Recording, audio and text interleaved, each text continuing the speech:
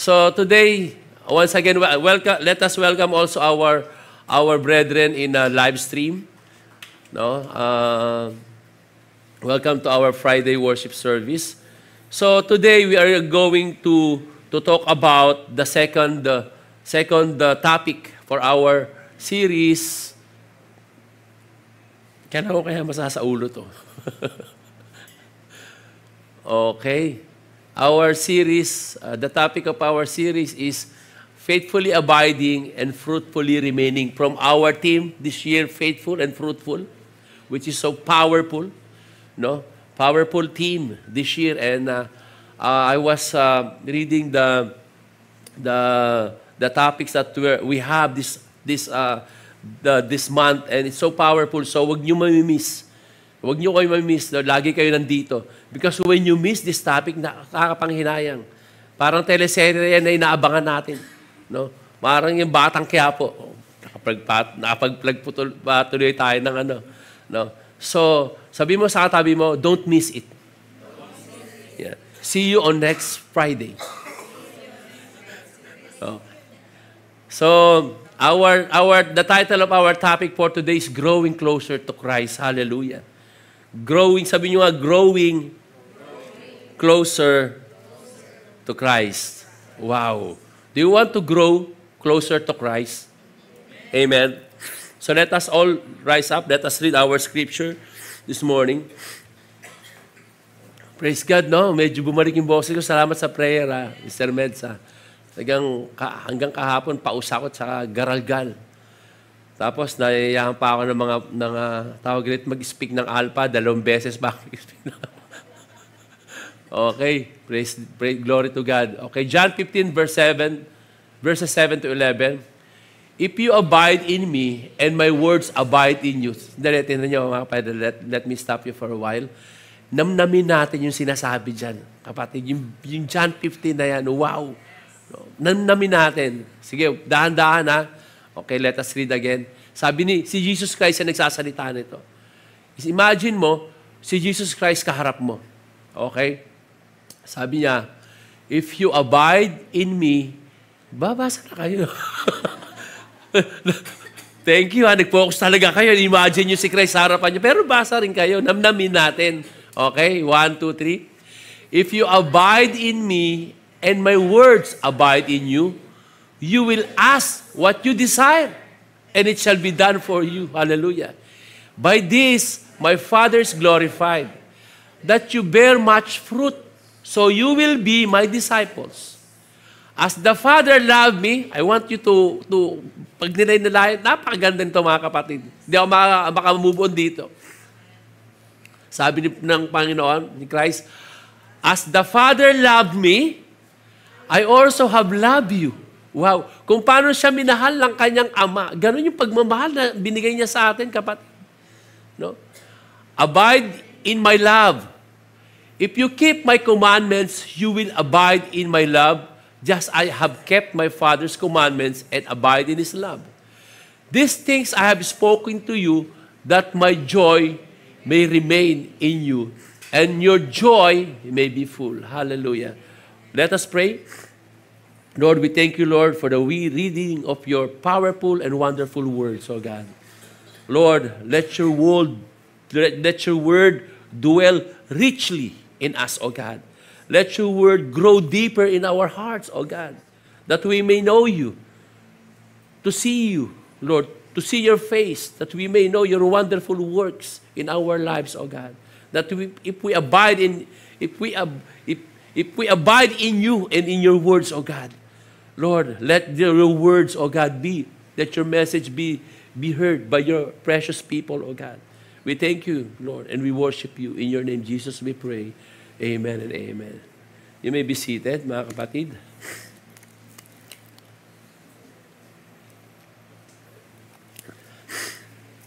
Every Christian longs to know Jesus.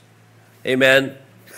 Longs to know Jesus Christ more intimately. Lahat tayo. We want to know Jesus intimately. Whether you are old believer, 5 years, 10 years, 15 years, 20 years, 30 years of follower of Jesus, or even if you are a new convert, o bago ka lang. Right? We want to know who Jesus is. Or should I say, we want to know more of Him. We want to know His ways. We want to know His words. Right? We want to know Him personally, more intimately. Paul, or Apostle Paul, in the book of Philippians, he says that knowing Christ is more than everything. Wow. Knowing Christ is more than everything. He said in Philippians 3, verses 7 to 11, but Christ has shown me that what I once thought was valuable is worthless. So akala kung alam ko na noon, yung mga wisdom ko, yung mga knowledge ko, wala palang kwenta. Nothing is as wonderful as knowing Jesus Christ, my Lord. I have given up everything else, counting it all garbage. Lahat ng alam ko, lahat ng wisdom na meron ako, wisdom from man, wisdom from the world, garbage lang pala. All I want is Christ. And to know that I belong to Him. I could not make myself acceptable to God by obeying the law of Moses. God accepted me simply because of my faith in Christ. All I want to know is Christ and the power that raised Him to life. I want to suffer and die as He did, so that somehow I also may be raised to life. Although, listen to this, he was already 25 years as a believer. 25 years as a believer, but still he wants to know Christ more. For 25 years, he had not yet achieved his goal. No? Knowing Christ, marami pa siyang gustong malaman. Si Paul yan, who wrote most number books in the Bible, in the New Testament. Siya yung pinakamaraming nasulat na libro sa New Testament. But how about us? I believe, wherever we are in the level of our faith, nasaan ka mang level ng faith mo, we want to know Christ. Amen? We need to grow more closer to God. And that is the topic that our Lord Jesus covers in our text. Now, the text that He told to the disciples before He died. The night before He died. Imagine. Anyway, by the way, this the chapter 13, 14, 15, 16, 17, that is the farewell, the Jesus farewell discourse. Ayun yung mga huling habili ng Panginoon bago siya mamatay. Kasama yan, no? Including our text in John 15, abiding in Him. Abiding, we can also call it dwelling. Dwelling in Him or making Him at home in our hearts. Dwelling, di ba, manirahan? Manirahan. And Jesus used the analogy of the vine, o yung puno ng ubas, the branches, to teach us His true disciples abide in Him and bear much fruit. Sinasabi rito, in this analogy, no, that the true disciples of Christ will bear fruit, much fruit. Okay? That's the true disciples. The true disciples abide in Him. No? And we have 5 aspects that Jesus expounded on how we can grow closer to Him. To grow closer to Christ, abide in Him, in His Word, abide in you. Number 2, live to glorify the Father by bearing fruit. Number 3, abide in His love. Number 4, obey His commandments and stay focused on His joy. That's number 5. Now we're going to talk about the number 1. To grow closer to Christ, abide in Him, His words, and in prayer. If you abide in me and my words abide in you, ask whatever you desire and that shall be done for you. Wow. That's amazing. Could you say amazing? No? Amazing promise that if we abide in Him, or kung tayo ay mananatili, sabi ng Panginoon, kung kayo mananatili sa akin, at ang salita ko ay mananatili sa inyo, whatever you desire. Wow! Sabi sa ibang translation, whatever you wish. But magandang gawin yung desire. No? Gamitin yung desire. Whatever we desire, it shall be done for us. Wow! Can you imagine that? But, and the same promise in John 14. Sabi niya sa 14, 13 to 14, and whatever you ask in my name, that I will do, that the Father may be glorified in the Son. If you ask anything in my name, I will do it. Wow. Did you hear that? Could you say to your neighbor, did you hear that? Right? But wait a minute. Sabi mo sa katabi mo, wait a minute. I don't want you to get overwhelmed, no, of those verses. Or baka kung anong hilingin nyo sa Panginoon, tapos sabihin nyo, hindi naman para totoo, hindi naman para binigay. Sinungaling naman pala ang Panginoon. Kung ang Panginoon sinungaling, hindi siya Panginoon. Kung ang Panginoon na hindi tapat, hindi siya Panginoon. Right?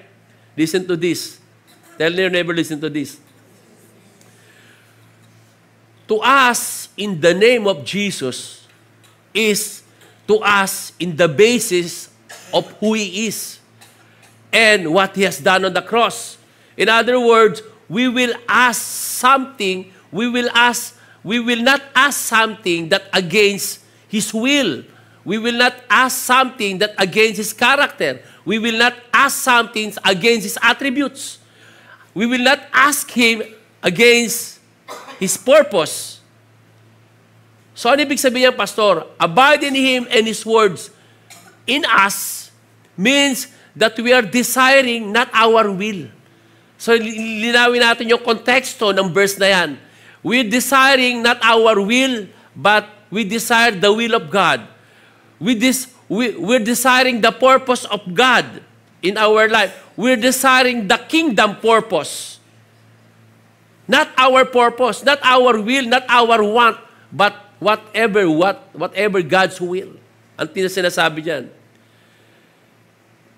Well, I know some of you are already in this kind of level of faith. Di ba? They are living in God's purpose. You are living in God's purpose.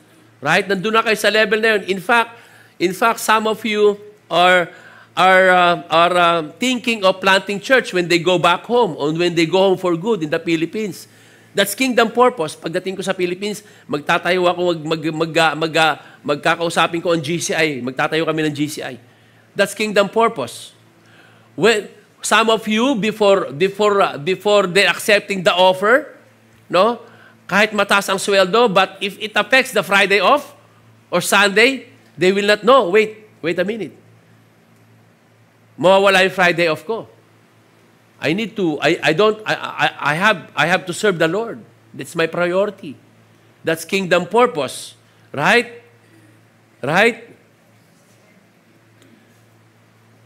You consider your ministry before anything else. And some of you, before moving to another country, no, or some of you are already moving to the other country, but still considering the ministry, thinking to continue what you have started here in Kuwait. Pagpunta ko sa Canada, magpapatuloy ako. Di ba? Pagpunta ko sa Canada, papatuloy pa rin kami sa life group, papatuloy pa rin kami sa pag-share ng word o pag-serve sa Panginoon. And some of you were thinking to be a pastor someday. Some of you thinking to be a minister someday. That's kingdom purpose. That's kingdom purpose. This is what you mean by living your life in God's purpose. And it will happen only if you abide in Him. Did you hear that? Could you ask your neighbor, did you hear that? Abide in Christ meaning to grow closer to Christ. To grow closer to Christ, abide in Him. In the New Scofield Reference Bible, ang sabi diyan, to abide in Christ is, sabi niya, sa Bible na in-explain niya what is abide in Christ is, sabi niya, on one hand, sabi niya, sa isang kamay mo, ibig sabihin, you don't have any unconfessed sin. You don't have any unconfessed sin. You are not interested in the worldly things. Okay? You can share your life to anyone na wala kang itatago. Okay? wala kang na pwedeng ikatakot. And on the other hand, abiding in Christ is giving all your burdens to Him. No? Being obedient to Him, giving all your burdens to Him, asking all your wisdom from Him, strength from Him. Ayun yung abiding in Christ. And God knows everything in your life, kapatid. Whether good and bad, good or bad, walang nalilingid sa Diyos. That's the meaning of abiding in Christ. No? Dr. James Roskap wrote an entire book, Abiding in Christ. He notes that includes both concept of time and that of quality. Sabi naman ito ni Dr. James, it includes the time. What do you mean by time factors? That is not quick fix to solve our problem. I will repeat. Abiding in Christ is it's not a quick fix to solve a problem. It's not when you are in trouble, when you're a big problem, it's not you're going just to pull it off or pull it out from the shelves. And when the things are okay ka na. When the things are good, no, you will put it back on the shelves.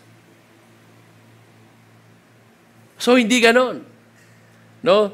Abiding in Christ is a long life relationship with Him. No? You're in it for a long period of time. Or far future. That's abiding in Christ. Not just for a moment, just for a time being, but for a long period of time.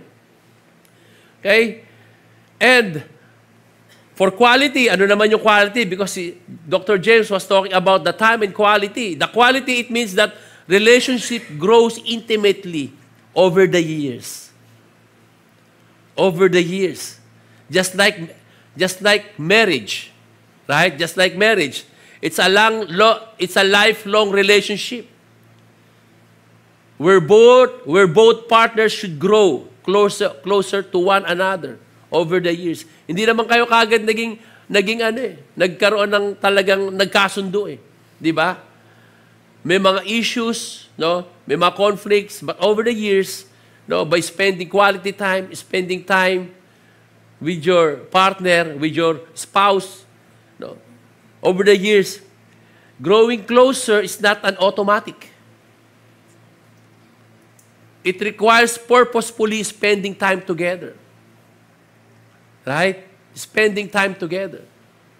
Kaya nga, si Sis Marife, I admire her. Pag walang klase, alam mo naman ang US, mas marami pang bakasyon kaysa may pasok eh.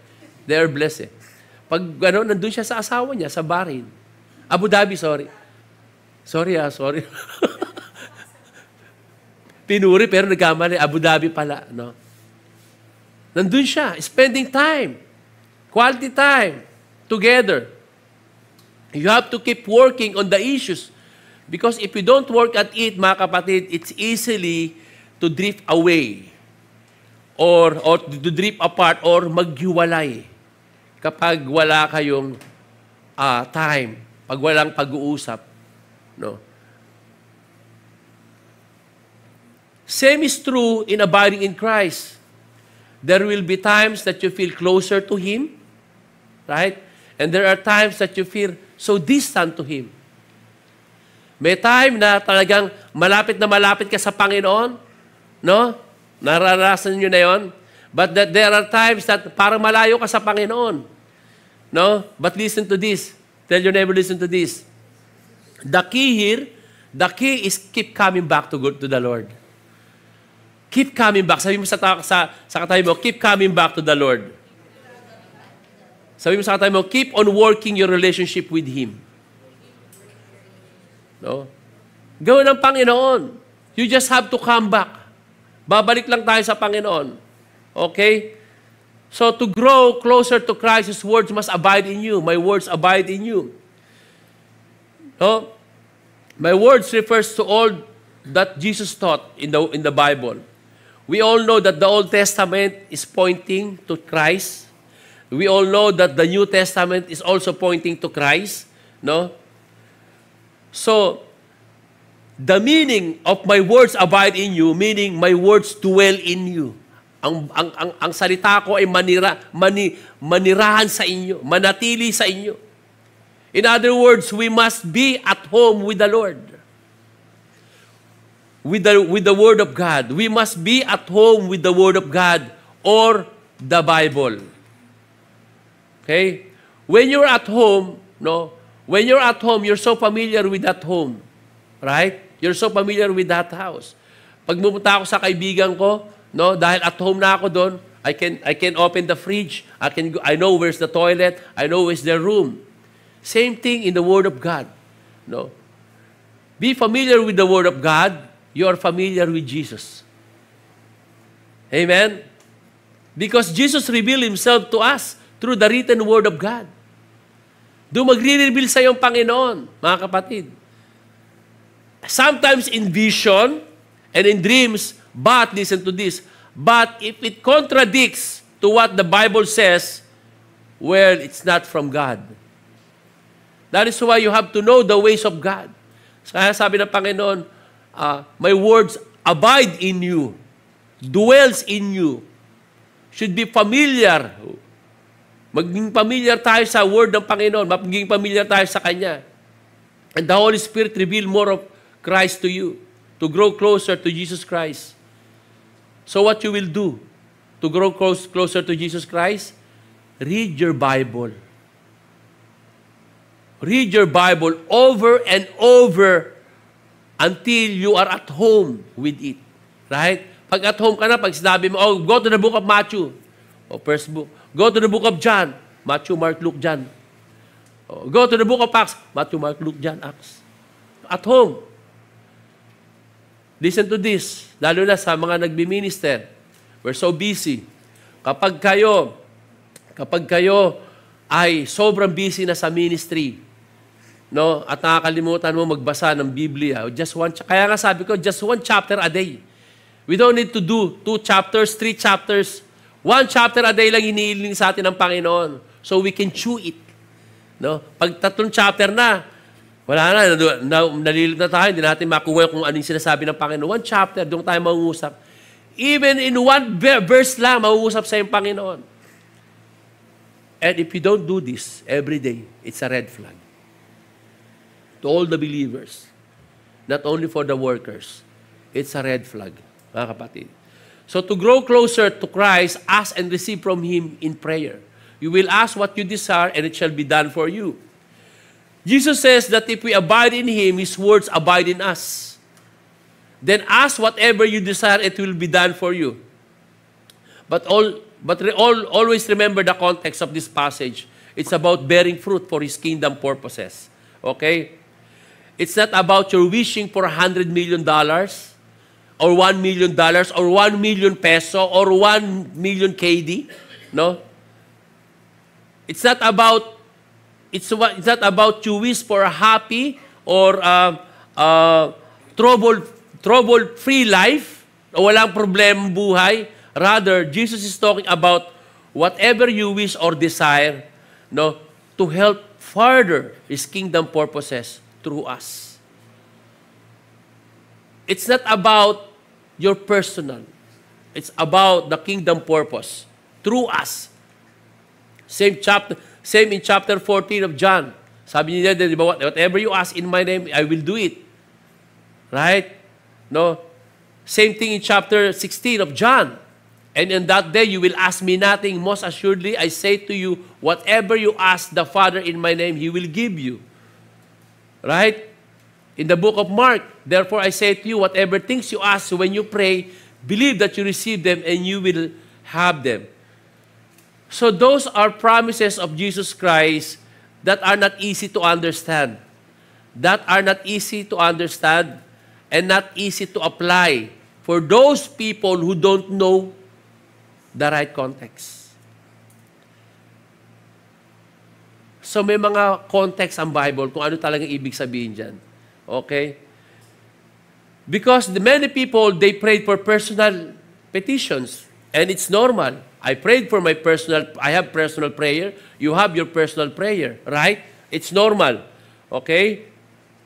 But a true disciples, we have to pray also for the kingdom purpose or kingdom purposes. A true disciple is not only praying for you, for yourselves, but for the kingdom purposes. We should pray for the unsaved people.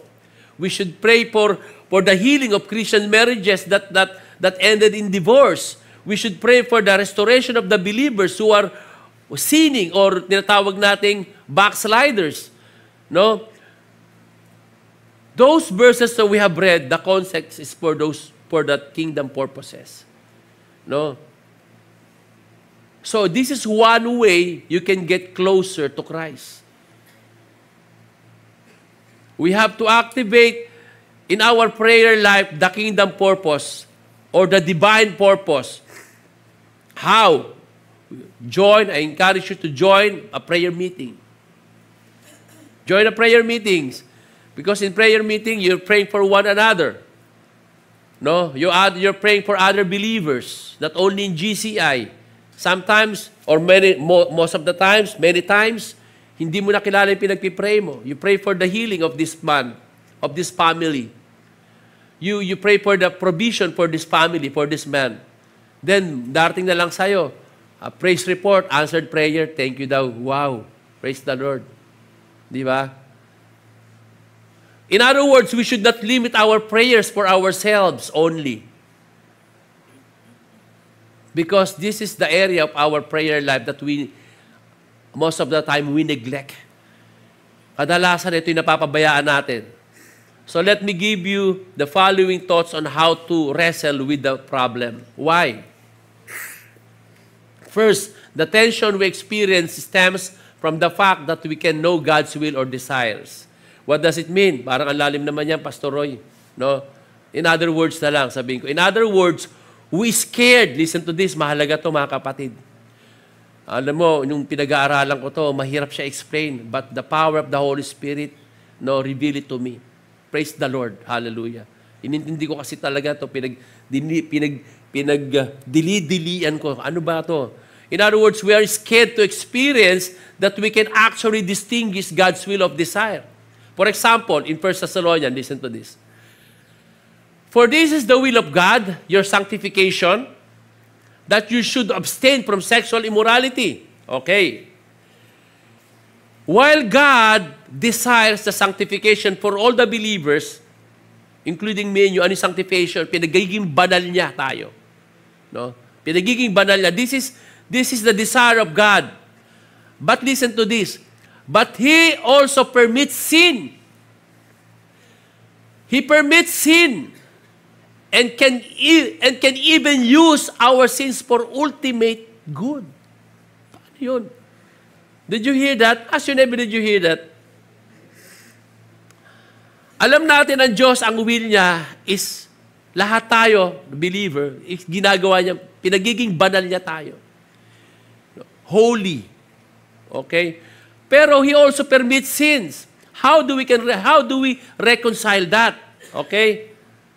Ang sabi pa, He can even use our sins for ultimate good. Wait a minute. Sabi mo sa tayo mo, wait a minute. Parang mali ata. Better yet, I'll give you an example from the Bible, okay? During the Last Supper, Jesus told Peter, sabi niya kay Peter, Simon, sabi Simon, si Peter din yun, Satan wants to shake your faith. Basahin na nga natin. Sorry. Sabi niya,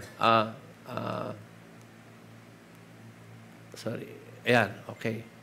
Sabi niya, Jesus said, Simon, listen to me. Sabi niya, Satan has demanded the right to test each one of you. Nagpapaalam pa si Satan, no? Di yun nagpapaalam pa si Satan bago niya galawin ang believer. Sabi niya, as farmer does when he separates wheat from the husk. But Simon, sabi niya, I prayed that your faith will be strong. And when you have come back to me, help the others. Ano sabi niyan? Una, pag-usapan muna natin what is the wheat and the husk. Ito. So, separates from the heat. From heat. Separates from the wheat from the husk. Ano yung paghiwalay ng palay sa balat. No? Sino yung mga magsasaka rito? Alam nila yan. Paghiwalay ng palay, balat ba tawag doon? Ipa. Yan. Ayun, that's the word. Kaya na ko pa iniisip yun. Ipa. Okay. Paghiwalay ng palay sa ipa. Okay. No? What does it mean? It's a metaphor. Meaning to shake someone's faith or to break him down. Ayun yung ginagawa ni Satan. To destroy. No? Okay. In other words, Satan wanted to destroy the faith of disciples. But Jesus told to Simon, siya yung kinausap, dahil kilala mo naman si Peter. So si Peter, maaaring mahina yung kanyang panampalataya minsan. Di ba? Meaning, Peter is in danger. Ano naman yung kalaban, you know? He's like a roaring lion. Tingnan niya. Kung sino yung nandyan. Yun yung mahina. Kung sino yung pinakamahina. Okay, so, meaning si Peter is in danger. Okay. And we know what happened, no? Before the crucifixion. How many times Peter denied Christ. Kaya sinabi kay Peter, sa kanya na in-address, no? But, Jesus told him, I prayed for you. Sabi niya, that you be strong. Pero sabi rito, and when you have come back to me. Ibig sabihin, God is all-knowing. Alam niya, magpipail si Peter. Di ba? Pero sabi niya, and when you have come back to me, pag bumalik ka sa akin, ibig sabihin, pag nag-repent ka, bumalik ka sa akin, help the others. Encourage them. Jesus said, help the others. Others who are weak, encourage them. Because you have the great, sabi niya, parang sinabi niya kay Peter, you have the great testimony of how Satan destroyed your faith. Dahil naranasan mo, pumunta ka naman, tulungan mo naman ang iba, encourage them. And when it happened, you know, God used Peter powerfully. His testimony for Christ. Right? Same thing with us. Ano yung mga testimony natin sa buhay? Even when we are already believer, nadadapa pa rin tayo. But when we come back to God, that's the great testimony that we can share to our brethren. Napagdaanan ko yung kapatid, I encourage you, magpatuloy ka. Napagdaanan ko yung kapatid, ito lang gagawin mo.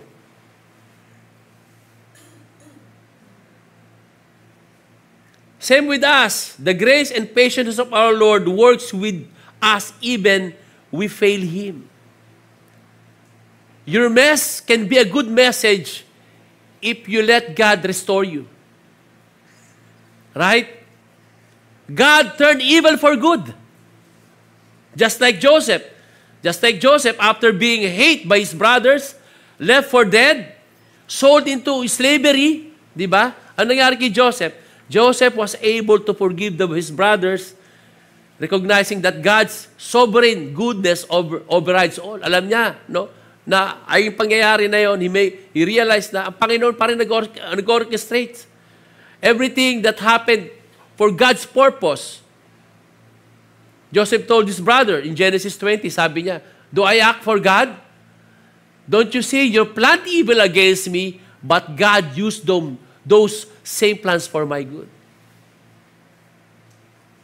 And ano nangyari kay Joseph? He became a governor in Egypt. And God used him, no, to save his people, to save the Israel, and to save even the world for a great famine. So we should pray for Father for God's kingdom purposes. But listen to this: when we're praying for God's for kingdom purposes, we also need to submit to the fact, listen to this, that we don't know His will or decree in any situation. Yes, nagsasubmit tayo, ginagawa natin yung kingdom purposes, Lord. But we have to submit also we have to realize, we have to accept that still we don't know His will or decree in any situation. Nagsasabit lang tayo sa Kanya. Kaya lang naman nangyari yan. Even Joseph, when he was in that situation, hindi niya naman alam. After that, God just made him realize. He just trust and obey the Lord. And second, Jesus promised to do whatever we ask does not contradict the many scriptures that exhort us to wait on the Lord. You will ask what you desire. Jesus doesn't says when He will do it. Right? Yung sabi ko kayo na, okay, we pray. No, we do what kingdom purposes. No? But Jesus doesn't say when He will do it. Kung kailan niya papatupad, kung kailan niya gagawin ito.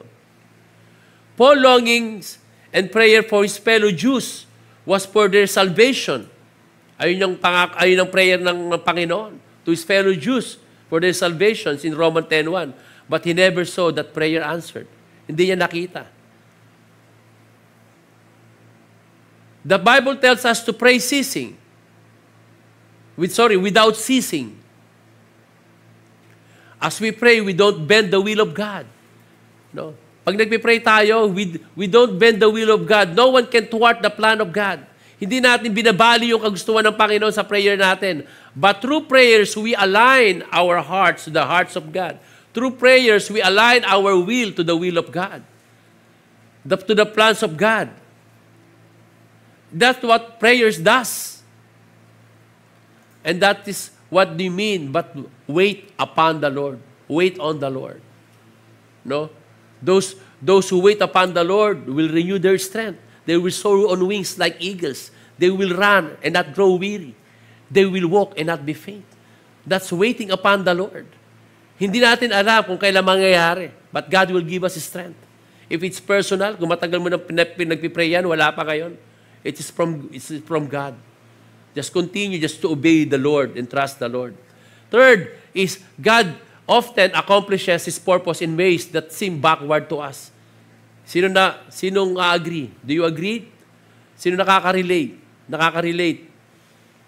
Have you experienced that in your personal prayer? You're praying for this kind of job, but God is giving you something else.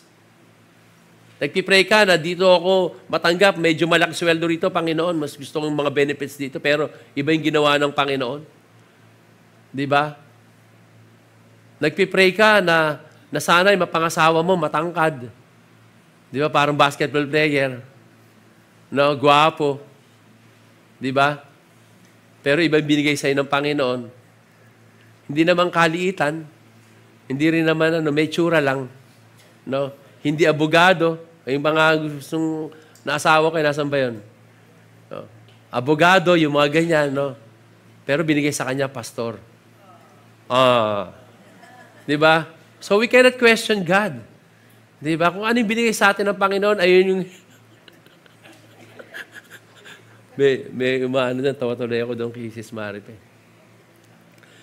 Okay, but we cannot question God. God is God. We pray for gospel to spread, no? God sends persecution. Many times in our prayer list, we pray for peace, kinabukasan may war. No? We pray for power, but God makes us weak. Kalakasan, pero parang, Lord, parang walang nangyari, parang nanghina ako. Sabi kasi ng Panginoon, and He said to me, my grace is sufficient for you, for my strength is made perfect in weakness. Therefore, most gladly I will rather boast in my infirmities, that the power of Christ may rest upon me.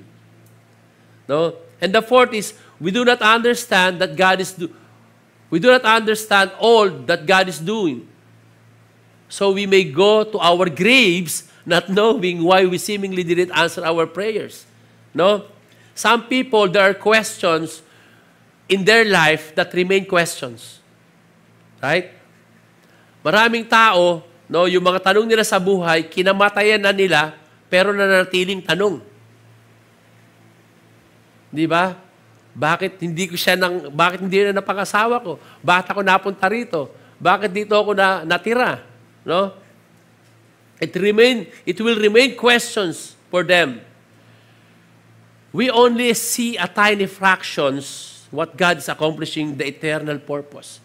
The eternal purpose of God, hindi na natin nakikita yon.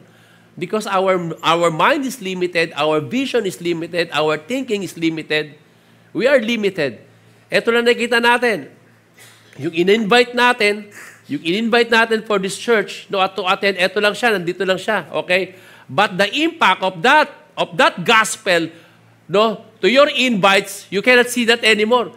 Maybe that man or that lady, no, he, after that gospel he received, she or he will tell it to his friends or his family. He called, tanggap mo ang Panginoon. And that family, no, yung impact doon, pinasa sa iba.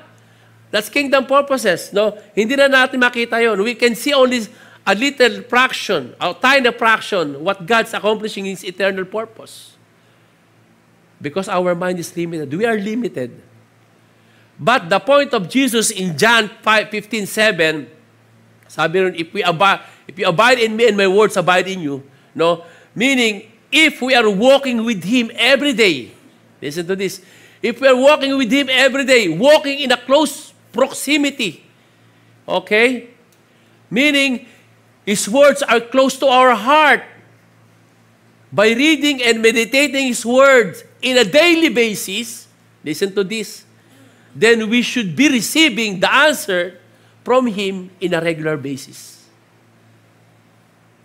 Malalaman mo answer ng Panginoon sa'yo. If you're walking with Him approximately, ako ginagawa kong literal. No? Every day, pag ginatid ko si Abby sa PICE, after that, I'll spend 35 minutes, 45 minutes, 1 hour dun sa Alcut, naglalakad ako. Literally, I'm talking to the Lord. Wala naman ako kasama. Pag may kakasalubong ako, hinto ako. Di ba? Kausap ko ang Panginoon. We're talking together. We're talking, lahat, pwede kong sabihin sa Kanya. Even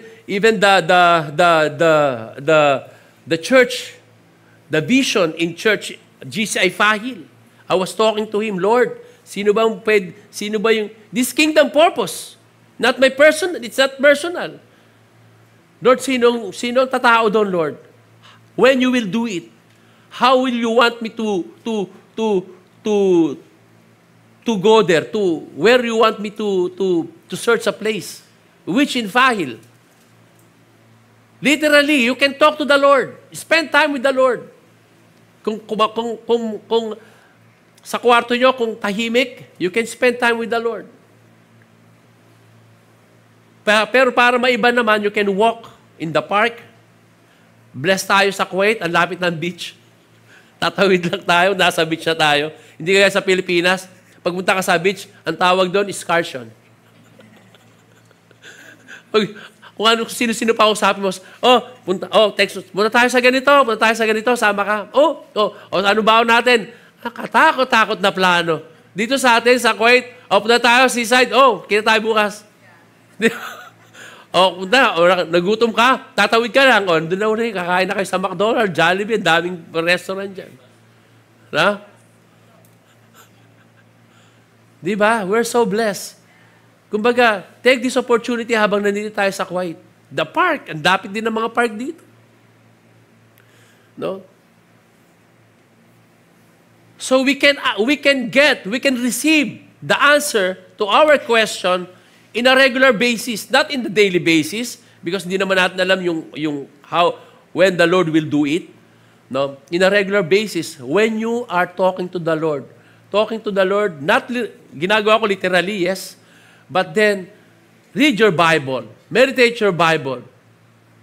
Okay? John Calvin, a French pastor, theologian, a reformer, says, but after we have been instructed by faith to recognize that whatever we need and whatever we lack is in God and in our Lord Jesus Christ, in whom the Father willed all the fullness of His bounty to abide so that we may all draw from it as from an overflowing spring, it remains for us to seek in Him and prayers to ask of Him what we have learned to be in Him. No? What does it mean? John Calvin is saying that this is what God is offering. Ito yung nasabi ng Panginoon sa atin. Offering to us whatever we need in this life is in Christ. From salvations, abundance in life, gifts from the above, heavenly treasures, joy, contentment in life, even the least thing in this life, even the least thing that you need in this life is in Christ. Sabi ni John Calvin. No? And this is what the Heavenly Father is telling us. Jesus Christ is the bestower of all good things, the bestower of blessings. But, sabi ni John Calvin, but after we heard this, and still we don't go to Him or to Christ, it's your loss. After na malaman mo to, at hindi ka pa rin nagpunta kay Kristo, hindi mo hiningi kung ano yung kailangan mo, it's your loss. No?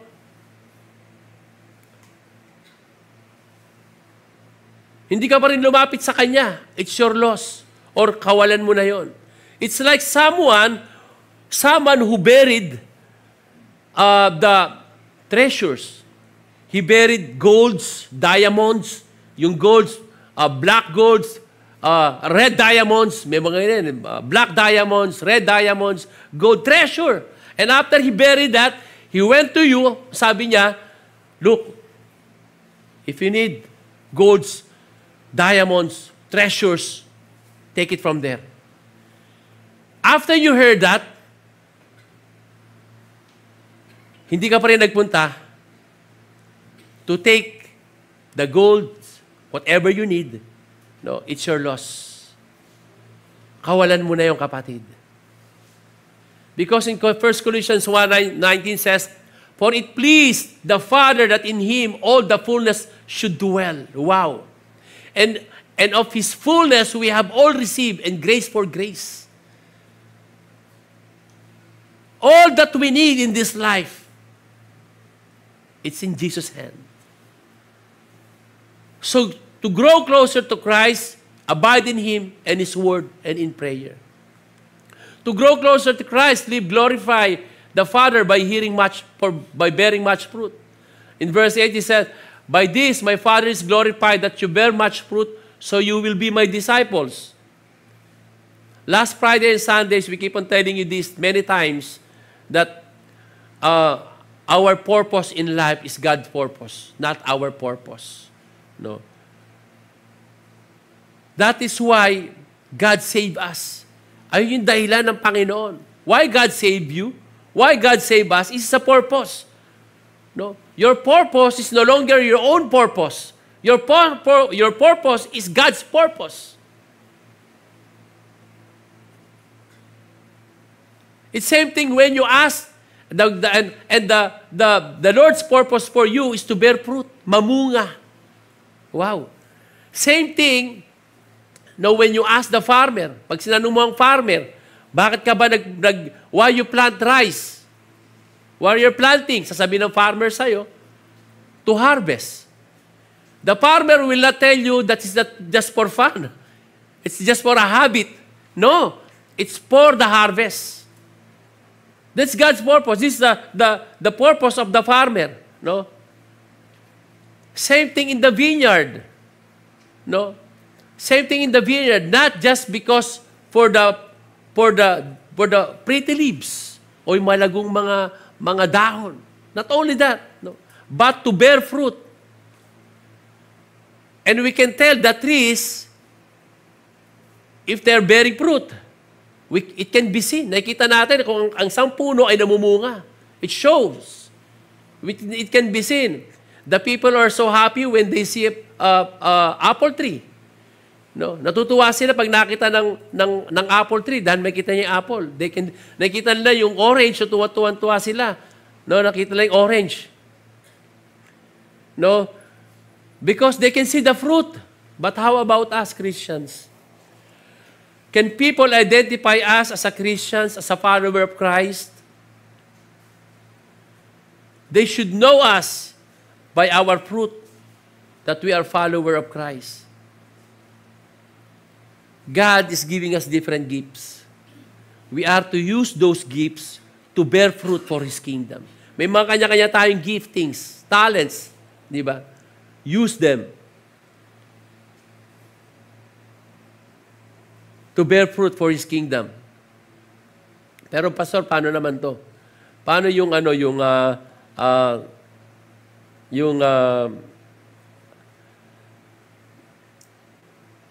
I want to obey Christ but hindi naman ako namumunga. I'm obeying Christ. No? Paano po yun? It depends. Maaring bago ka lang, no? It takes time, mga kapatid. It takes time to bear fruit. There are seasons in your life. Or, baka, paano naman, matagal na ako rin, hindi pa ako naumunga. Ask yourself.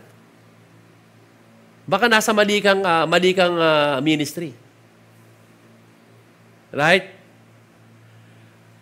And not only serving, fruit is Christ-likeness produced in us as we rely on the Holy Spirit. Listen to this, mga kapatid. It is not just going to church and serving God. Hindi lang ito pagpunta sa church or serving God or being a moral or religious person. The first thing that can qualify to bear fruit is the believer only. If you're not a believer, sorry. Hindi ka talaga mumumunga.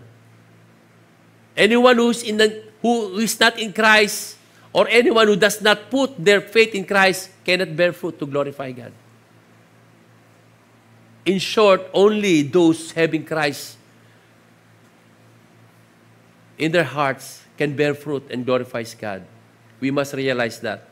So to bear fruit that glorifies God, it's important to keep two things in mind. Two things in mind para magbunga ka rin, kapatid. First, check your motives. Sabi mo nga sa katabi mo, check your motives. Pero sabi mo rin sa kanya, I'll check my motive also. No? Check your motives, mga kapatid. Why do you want to bear fruit? Bakit mo kailangan mamunga? Right? Why? Because you want the people to say nice things to you? Wow, ang ganda ng boses ng kapatid. Pag kumakanta siya, parang si Dulce. Hindi nila kilala na si Dulce. Mga samang 50 patas na naman to.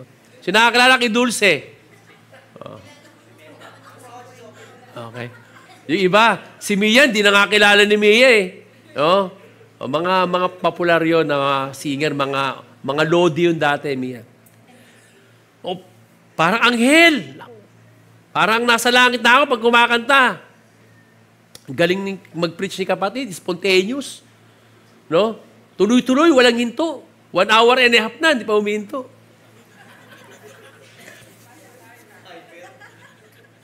Overtime na. Galing tumugtog ni kapatid. Talagang musician yan. No? Parang original artist yung nasa stage. Pag gandang, pati yung mga galawan eh. Yung mga galawan, talagang mapapainda ka talaga eh. Siyempre, pag napupuri tayo, no, it's normal. No? You feel elated. Normal lang yun, napupuri. No? But, if you feel hurt when people don't give you enough praise o hindi ka napupuri, hindi ka napapansin, hindi ka napupuri, that's the indication that you are not serving for God's glory. That motive is wrong because you are seeking your own glory. You're seeking for your own glory. And next is, check your source of power. If you're serving the Lord with your own strength and just asking a little bit from the Lord, from the Holy Spirit, you are not serving God's power. But serving in His power doesn't mean that you don't work hard. Hindi ito magre-relax ka lang. But rather that you work hard as you rely on God's power. That I am working hard, Colossians 1:29, that I am working hard at day after day, year after year, doing my best with the energy God so generously gives me. You're working hard because God gave you the strength, the power. But if you feel burned out, mga kapatid, chances are that you are serving your power, not God's power. No? Yung napapagod ka, nababurnout ka, napapagod sa normal thing, but burnout is different level. Pag napagod tayo, pwede naman tayo magpasab. Ante, ikaw muna sa linggo ha. Medyo ano ko eh. Hindi ano ko, please, ikaw muna. O, gawin ng mga preacher eh. O hiraman, o may utang ka sa akin ha. No? Napapagod ka, papahinga ka. But, if you are burned out, mga kapatid, it's a different level. Burned out means overwork or stress. Okay? Pag nabe-burn out ka sa ministry mo, no, that's different level. Sobra ka na nai-stress. Hindi mo nga alam kung ano main ministry mo. Sa dami ng ministry mo. Pag tinanong ka, ano ba ministry mo? Sa worship team ako eh. Tapos, doon din ako sa usher din ako eh. Tapos saan ka? Sa kitchen. Saan ba main ministry mo? Hindi ko nga alam eh. Ano ka magbubunga? Di ba? Sa dami naming ginagawa mo. And, kagaya sinabi ko kanina, sa sobrang ginagawa mo, red flag. Hindi ka na nakapagbasahan ng Bible. Even one chapter a day. It's red flag. Chances are you are serving in your power, not God's power. Fullness in Christ, Christian practice will not only bring glory to God, but will supply the best evidence to all our own hearts that we are real disciple of Christ. J.C. Ryle. Okay. So check your heart, sabi ni J.C. Ryle. When you see God's work through you, let's say your ministry is growing, your disciples multiply, okay? And you realize that it's not from your own good, or not on your own capabilities. No? Rather, because God work through you. You realize that, and you accept that, and you believe on that. Listen to this. It assures your heart that you are a true disciple of Christ. Hallelujah. If you are doing it, let me tell you this, keep on doing it. Live to glorify the Father by bearing much fruit. To grow closer to Christ, abide in His love. As the Father loved me, I also have loved you. Wow! Ito yung sinabi ko kanina. Ito yung binanggit ni Minister Meds kanina. Kinote niya ito, napawaw ako eh. No? As the Father loved me, I also have loved you. Abide in my love. You know, the Father, listen to this mga kapatid, the Father perfectly loved.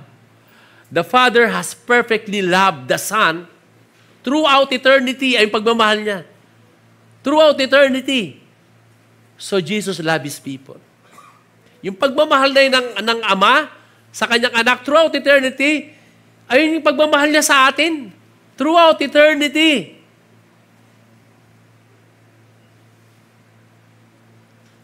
Jesus loved His disciples. He loves you and me. Hindi ka mapapawaw doon? Sabi ko yung binanggit ni wow! No?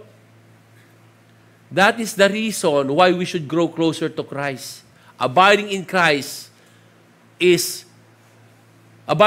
love is absolutely essential if you want a genuine, fresh, fruitful Christian life.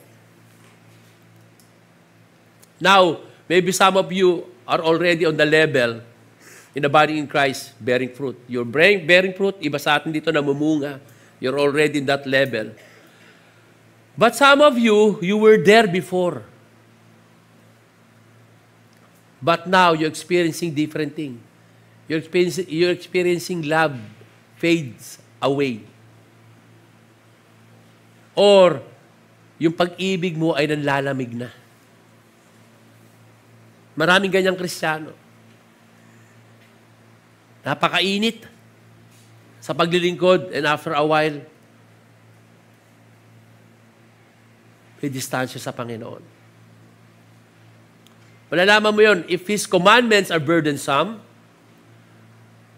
or serving God became hard work, means yung ministry mo, it's already hard work, meaning the joy is not there anymore. Nai-stress ka na, wala ka ng joy. And you are vulnerable to all kinds of temptations. I don't know. Maybe some of you are now experiencing it. Listen to this. Sabi mo sa katabi mo, listen to this. Sabi mo sa katabi mo, maybe this is for you. In the book of Revelation, the Lord confronted the church at Ephesus. Sabi niya rito, but I have this against you. Sabi sa church ng Ephesus, that you have left your first love. Iniwan mo na yung unang pag-ibig mo sa akin.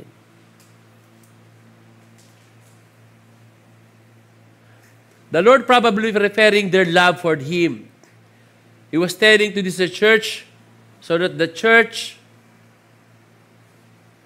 in Ephesus would remember the great love for God, the great love of God for them. In other words, listen to this.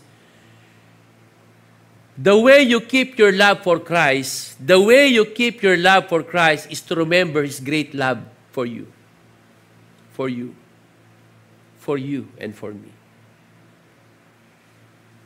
Para hindi mawala yung pagmamahal mo, manlamig ka sa Panginoon, just always remember how God loved you. How God saved you.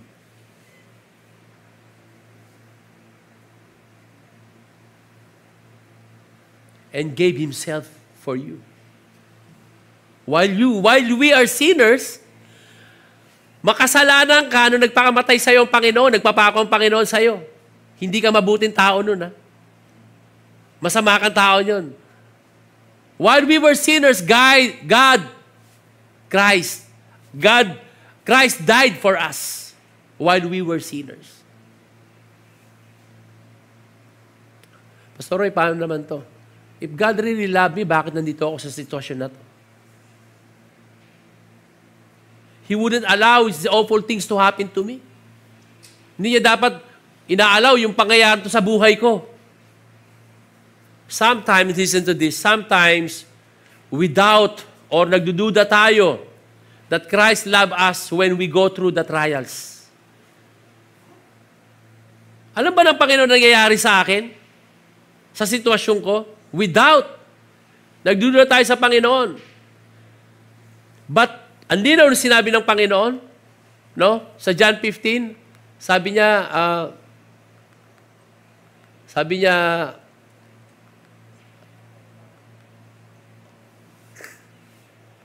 John 15, sabi niya, just as the Father loved Him, He loved us.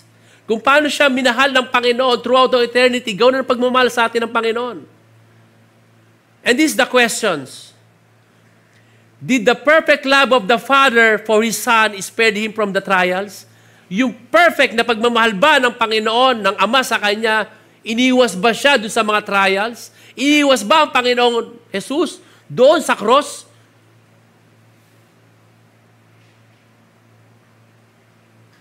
Hindi naman, di ba? In fact, Jesus went to trials and went to the cross for us not to go there anymore. For us not to experience that kind of trials. For us not to experience the pain, the agony on the cross. Tayo dapat ang ipako doon eh.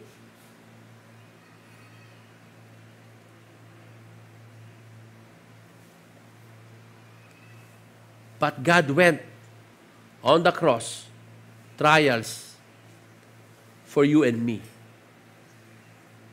Usually trials that we come to know Him more deeply. Sa mga trials lang naman natin, talagang nakikilala ang Panginoon. When you are relaxed, when you are happy, kung may bonus ka, may pera ka, the life is so easy, no? When the weather is good, hindi ka naman lalapit sa Panginoon, magdasal ka,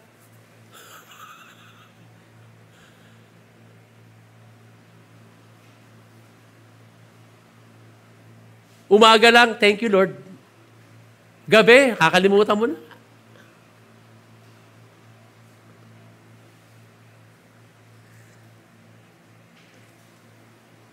Through trials, we seek Him. We seek His face. Di ba? We kneel down. We pray hard, intimately. We cry. Lord, I want to see your face right now. Lord, kailangan kita. Philippians 3:10, that I may know Him and the power of His resurrection and the fellowship of His suffering, being conformed to His death. So never interpret God's love by your circumstances. Rather, interpret the circumstance by God's love. Huwag mo sabihin na yung pag-ibig ng Diyos ay base sa nangyari sa buhay mo. I will repeat. Huwag mo sabihin yung pag-ibig ng Diyos ay base sa nangyari sa buhay mo. Kundi, anuman ang nangyari sa buhay mo, makikita mo pa rin ang pag-ibig sa iyo ng Diyos. Despite of what happened in your life, but despite of what you did in your life, you can see the love of God. You can still see the God of love because God's love is unconditional, kapatid. God's love is unconditional. To grow closer to Christ, obey His commandments. If you keep my commandments, you will abide in my love, just as I have kept my Father's commandments and abide in His love. Jesus says that abiding in His love, you must keep His commandments. And if you don't keep His commandments, you're not abiding in Him. Ganun lang yun eh. And if you're not abiding in Him, you are living in disobedience. Dalawa lang yun. Abiding in Him and not abiding in Him. When you're abiding in Him, you're obeying Him. When you're not abiding in Him, you live in disobedience. Right? So, if you don't keep His command, you obey God. Paano naman, Pastor, yung minsan, I obeying God, but sometimes I fail to obey Him. Disobedience pa rin yun. Partial obedience is disobedience. Right? It's easy to obey the Lord when everything is fine, when things are going well. Di ba? Wow, okay. Church nga ako. Some vibes ko ngayon eh. Pampag-good vibes, okay ako eh. No, it's easy to obey the Lord. No, when everything is right. Everything is well.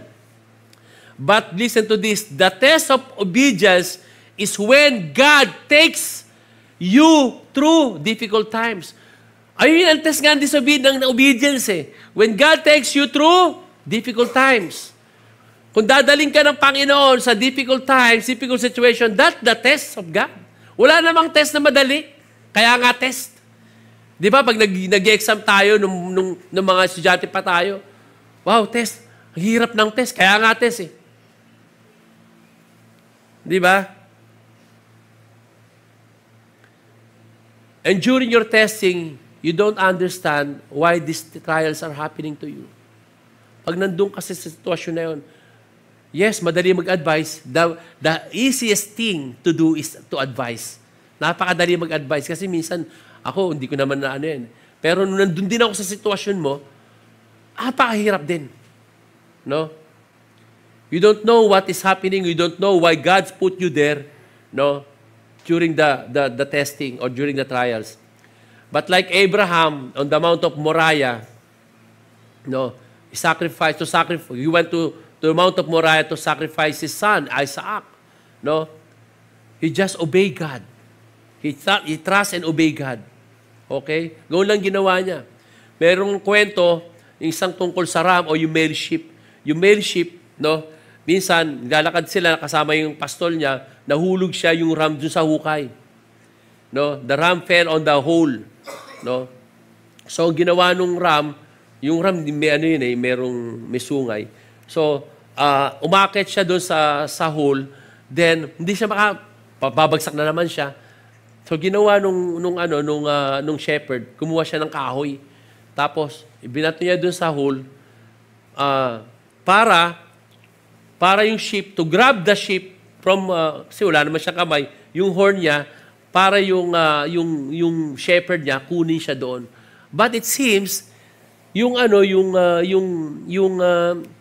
ram, he doesn't have any clue kung bakit may kahoy doon. 'Di ba? Sabi nung shepherd, Nihintay siya ng shepherd na gamitin niya yung ano niya, yung sungay niya para hilahin siya. No? Sometimes or most of the times like that, no? Same thing in our experience in life. Sometimes during trials or testing in life, we don't understand how God is moving. How God is moving. But God is moving, kapatid. Kita ka ng Diyos. We just have to trust the Lord, our good shepherd. It's through obedience in times of suffering we get closer to our Savior, who suffered and died for us. And the last point is this: to grow closer to Christ, stay focused on His joy. These things I have spoken to you so that my joy may be in you and your joy may be full. Dalawang beses sinabi yung joy dyan. Kung tatanungin ko kayo, what word pops in your mind when I say the obedience? Kung sasabihin ko sa inyo the word of obedience, anong may isip nyo? Is it duty? No? It is duty, drudgery, or it's another rules? No fun, hindi masaya yan? What about joy? About the fullness of joy. Jesus associates obedience with our experience full joy in Him. Yung pag may obedience ka, dapat naranasan mo yung joy, kapatid. Okay? But if you don't associate joy and to obedience or fullness of joy, maybe you need to change your thinking. It's interesting that in John Gospel, the word joy only been used once so far in John 3:29, ni John the Baptist. No, isang beses lang binanggit sa Gospel of John yung joy. But this is interesting to know that the farewell discourse, yung pagpapaalam ng Panginoon when He was about to face cross, ilang beses na binanggit ang joy? 7 times. 2? At 2 na to. No, and in John 16 verse 20, verse 21, verse 22, verse 24, John 17 verse 13. What about us? Panginoon na yun. He was about to die, but He's still mentioning joy.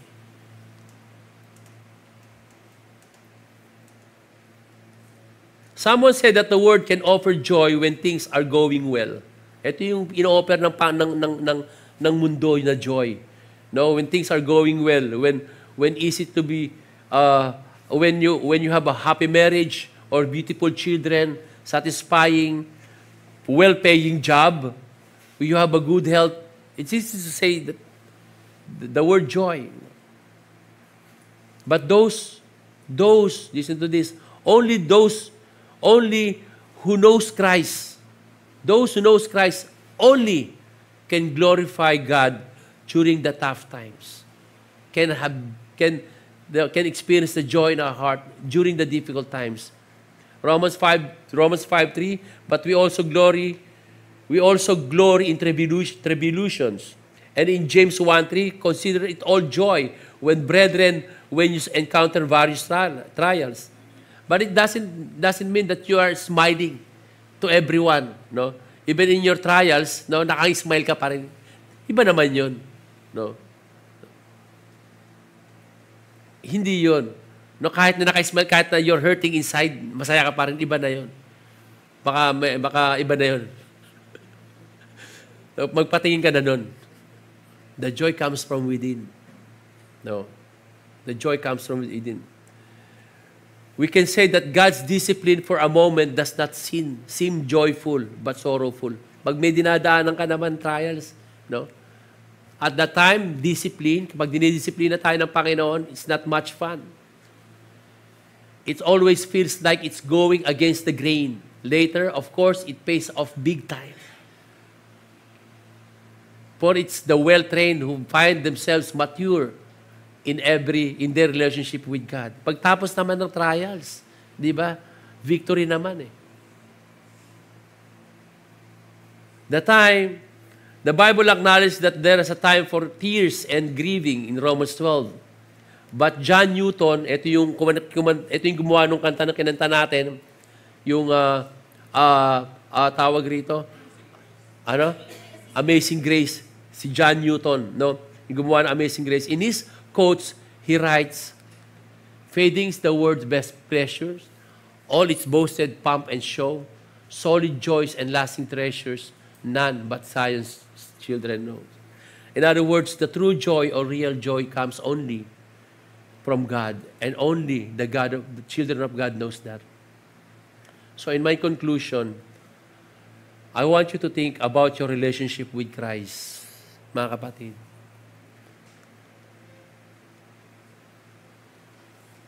Kung wala ka pang relasyon sa Panginoon, it's about time to receive Christ.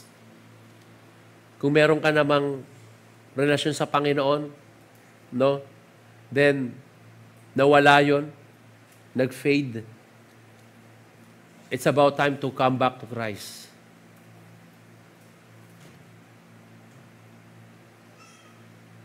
Come back to Christ, mga kapatid. Can we all rise up? Let us pray. Lord, Panginoon, thank you, Lord, for your word. Thank you, Lord, for remembering your love for us. Thank you, Lord, that you want us to bear fruit, to grow more closer to you. Panginoon, ngunit malalaman lang namin to, Lord, if we are really a children of God, your child. Kaya, Panginoon, sino man sa amin dito, O Diyos, Lord, na hindi pa tumatanggap sa iyo, Panginoon. Lord, I pray, O God, encourage him, encourage her. Maging Panginoon, yung matagal nang tumanggap sa iyo, Panginoon. But the love get cold, Panginoon. Lord, I pray, Lord, remind him, remind her, to come back to you, to your presence. Kung ikaw, yung tao, na wala ka pang relasyon sa Panginoon, this is about time to receive Christ. Sundan mo lang yung panalangin kong ito. Sabihin mo, Panginoong Jesus, mula ngayon, tinatanggap kita sa aking puso. Mula ngayon, maghari ka sa akin. I want to get closer to you. I want to know you more. Jesus, thank you. I praise you for dying on the cross for me.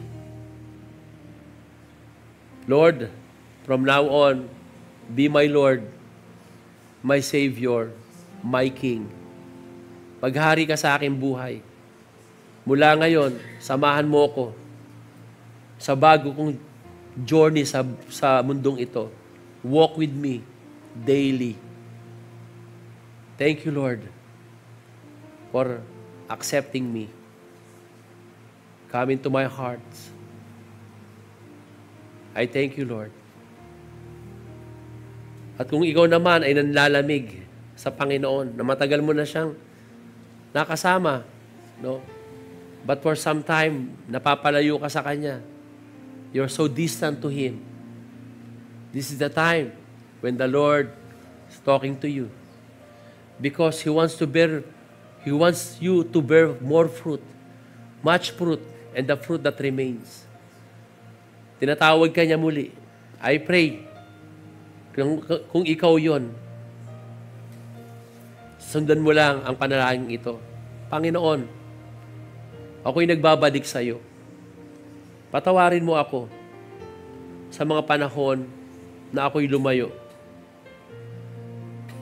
Panginoon, patawarin mo ako kung ako'y nanlamig. Salamat na pwede kong bumalik sa iyo. And today, I'm coming back to you. Lord, once again, walk with me.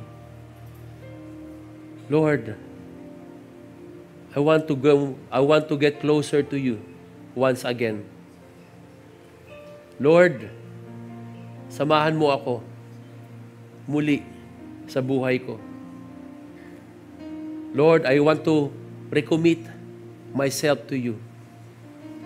Lord, gamitin mo muli ako sa nais mo. Ano man nais mo gawin ko, Panginoon. Be my Lord, my Savior, my God. Lord, I thank you, Lord, for your word this morning. And Lord, I pray, Lord, whatever the words, your encouragement, the love, Lord, the power of the Holy Spirit we receive this morning, it will remain in our hearts, O God. Lord, we want to bear more fruit. This is your purpose in our lives, O God. Lord, here we are, Lord, ready, longing for you, longing to know you more, to get closer to you, to bear more fruit, O God. Use us, Lord. Use us in all your ways, O God. Thank you for your goodness. Thank you, Lord, for your kindness. And above all, thank you, Lord, for the love that you have given me. Your unconditional love saved me. Thank you, Lord. And we give you glory, honor, and praises. In the mighty name of Jesus we pray. Amen and amen.